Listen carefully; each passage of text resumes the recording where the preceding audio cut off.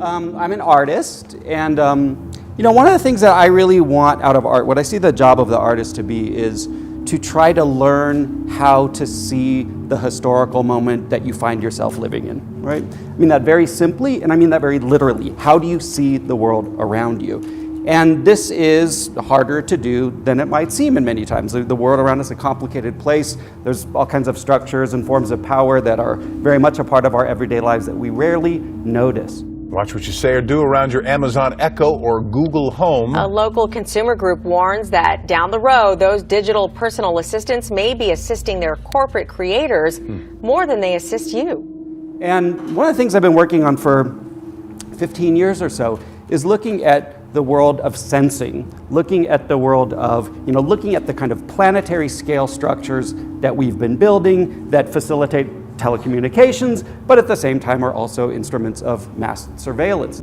Okay, Google, turn on the hall lights. Your personal assistants named Alexa or Google. Alexa, ask Pizza Hut to place an order. Okay. May talk to you through these smart gadgets. What would you like to order? But Amazon and Google say their devices don't begin listening until you say a specific word, like Alexa or Hey Google. When we talk about surveillance, I think a lot of us have the idea, there's the security cameras and then there's somebody standing behind, all the monitors and looking and seeing what's going on. That image is over. It doesn't work anymore. Right now, the cameras themselves are doing the operations. In other words, you have a traffic camera, that camera can detect if somebody is, doing something wrong and automatically issue a ticket, right? So we're building these autonomous surveillance systems that actually intervene in the world. And a lot of people are saying that by 2020, there'll be 1 trillion sensors on the surface of the Earth that are able to do this kind of thing. So this is something that's very much transforming not only the surface of the Earth, but our everyday lives as well. Becoming a dominant source for information too. Audio technology like Google Home and Amazon's Alexa are standing by to answer any of your questions. But tonight, one of the most common names is unknown to Google Home. What it tells you when you ask about Jesus. One of the most popular Christmas gifts this year, voice-activated Google Home. Comments, videos, and test results posted asking who is Jesus. The general response from Google Home is, I'm not sure how to help you with that. Still no response from the Google company on why. Okay, Google, who is Jesus? My apologies. I don't understand. Google Home refers to Jesus Christ when asking about the Last Supper and even St. Peter. And there's plenty of information on the Prophet Muhammad, Buddha, even Satan. They took prayer out of schools. They just think that taking Jesus out of everything is politically correct these days, and I think that's the stem of a lot of our problems. Martin Collins has no doubt Google has purposefully programmed Jesus out of its audio speakers. Keep from stepping on toes, politically correctness. I mean, that seems to be the thing these days more than just what's right and what's wrong. Sam's calling for answers from Google as it's become a main source of information readily available that so many are becoming to depend on. When we look at what these planetary infrastructures look like, on the left we see an image of what Google's global infrastructure looks like. On the right, we see the National Security Agency's global infrastructure as of 2013. The point is, these are literally technological systems that envelop the Earth. Now, when we're talking about planetary surveillance systems, aka planetary telecommunication systems, they're not only enveloping the Earth like in series of cables and hardware and infrastructure, they're also in the skies above our heads. Every minute of every hour, there are hundreds and hundreds of satellites over our heads. One project I've been doing, again, over many, many years, is trying to track and photograph all of the secret satellites in orbit around the planet, all the unacknowledged satellites. And this is done using data from amateur astronomers. Amateur astronomers go out, they see something in the sky, they look it up in the catalog, it's not there, they know they've seen a secret satellite, usually an American military or intelligence satellite.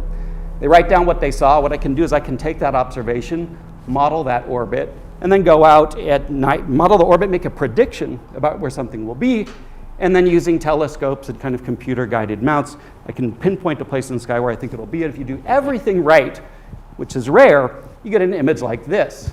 in this line here is the streak of something called the X-37B, for example. This is an American secret space drone that's currently on its 4th mission, the X-37B. So I get into the culture a little bit of these things. This is I found the crew patch of the guys that fly this thing. And this is the program office that controls it, an outfit called the Rapid Capabilities Office, who have this motto here in Latin, Opus Dei, blah, blah, blah, doing God's work with other people's money. So this is kind of a glimpse into the culture of this kind of stuff. So the point is, like, we have surveillance systems that exist at the scale of the planet, that literally envelop the surface of the Earth and literally envelop the heavens above the Earth. But these scale down in various ways. These are also articulated, of course, at the scales of cities, down to the scales of living rooms, down to the scales of our bodies, down to the scales even of our thoughts and the questions that we ask. Consumer Watchdog released a report that suggests the companies may be planning on listening and watching in the future without you even noticing. Consumer Watchdog President Jamie Court points to patent applications by Google and Amazon that may show future uses of these devices. Watch this unexpected moment during our interview when Alexa seems to respond to what Jamie Court is saying. Clearly, Google Home and Amazon with Alexa anticipate surveilling you and watching your family. I don't know that. That's very creepy.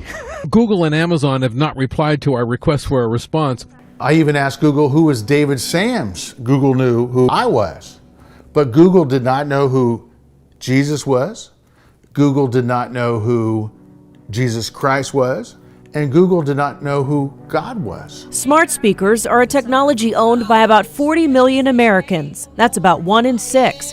That's pretty scary. It's almost like Google has taken Jesus and God out of smart audio. First it started with schools. Sorry, I don't understand. There you go. See? She still doesn't understand.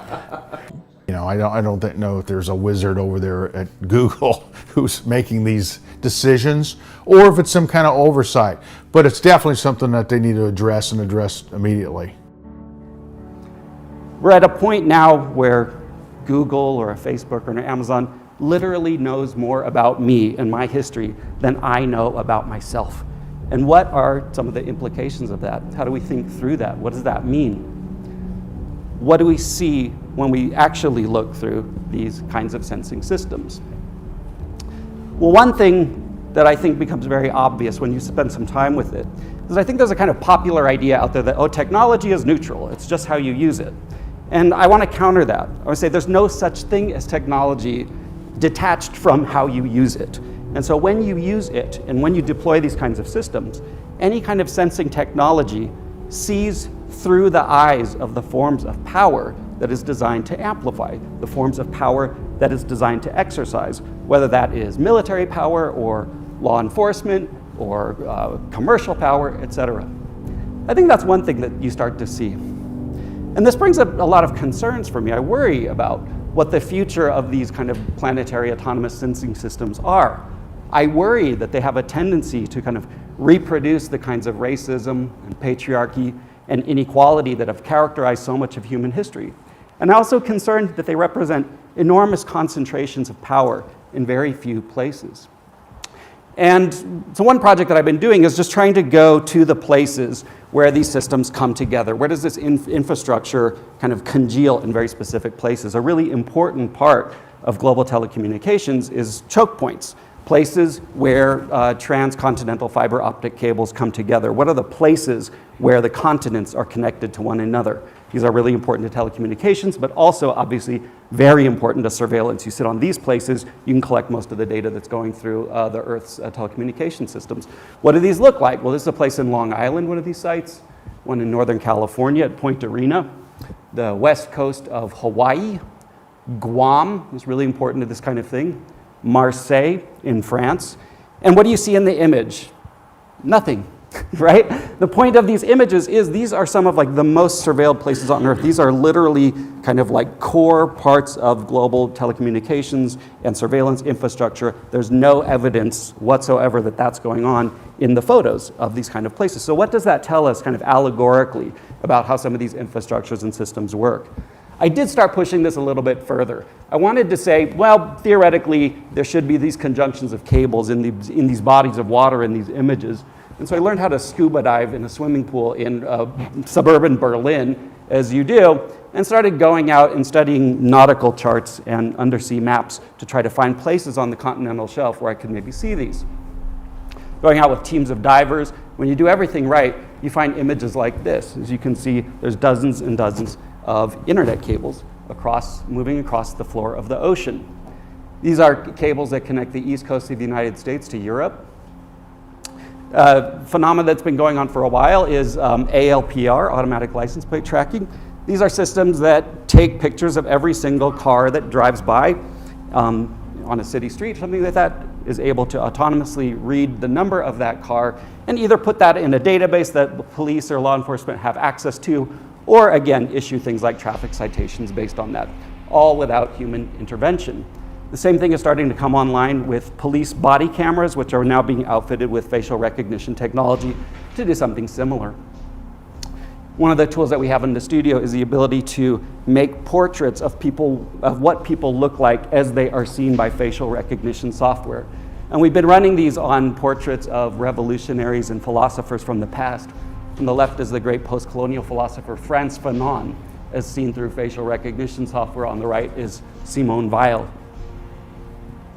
This is also obviously happening in the commercial space. You go to a modern supermarket, there are autonomous systems identifying you, trying to understand when the last time you were there was, how much money you spent, what are you looking at, what's your emotional state, what are you interested in?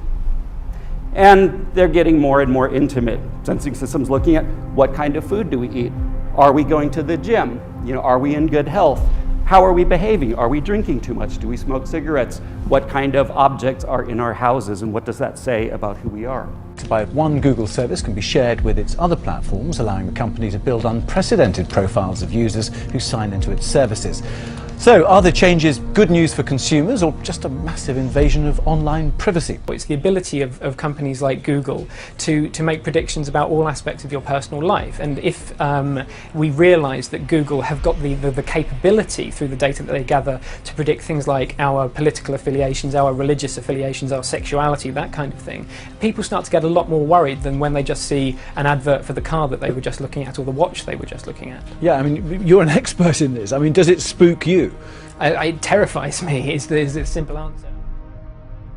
I said at the beginning of the talk that one of the things I want out of art is things that help us see the historical moment that we live in. How do we learn to see the world? But there's something else that I want out of art as well. I want something that helps us see a world that we want to live in. And if you want to see that world, you have to ask yourself, what do you want? And so I spend a lot of time looking at these technologies and asking myself, how would I want them to be different? What world do I want to live in?